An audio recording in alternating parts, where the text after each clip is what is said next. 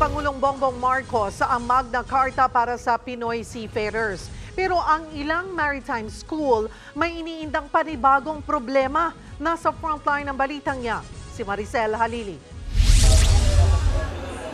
Araw-araw, ganito kahaba ang pila sa Calao, Maynila. Sila ang mga gustong makasampa o magtrabaho sa barko bilang seafarers.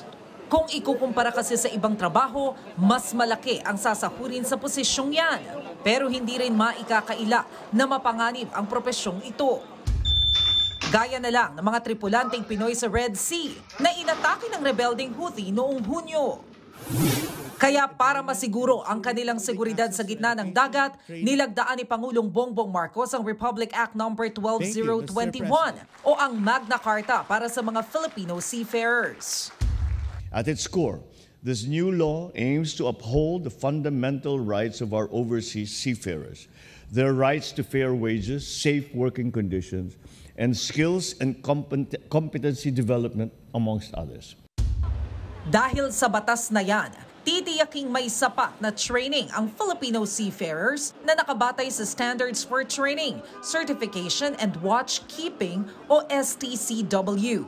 Dahil dyan, mas masisigurong handa sila sa pagsabak sa domestic at international shipping industry. Mas naging malinaw din sa Magna Carta ang mandato ng maritime institutions at stakeholders sa pagtitiyak na maganda ang kalidad ng matutuluyan, pagkain, medical care at iba pang serbisyo na kailangan ng mga tripulante. Matatanda ang Setyembre nung nakaraang taon nang i-certify bilang urgent measure ni PBBM ang naturang Magna Carta. Ikinatuwa naman ng seafarers at mga nagbabalak maging seafarer ang ipinasang batas. Pero lumutang naman ang panibagong problema. Nangangamba raw kasi ang ilang maritime school na baka obligahin na silang magkaroon ng sariling barko. Magkakaroon niya ng epekto pagtaas ng tuition fee. Kasi for example, magkakaroon nga daw, i-required na magkaroon ng vessel.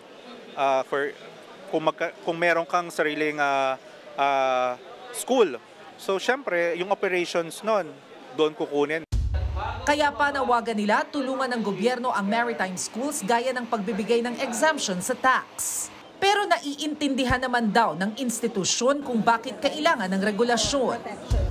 Hiling naman ng mga seafarer, sana mapatupad ng maayos ang batas. Nagbabalita mula sa Frontline, Maricel Halili, News 5. Mga kapatid, Cheryl Cosim po, huwag maging huli at maging una sa lahat sa balitaan. Para sa tuloy-tuloy na talakayan sa Frontline, mag-follow at mag-subscribe sa social media pages ng News 5.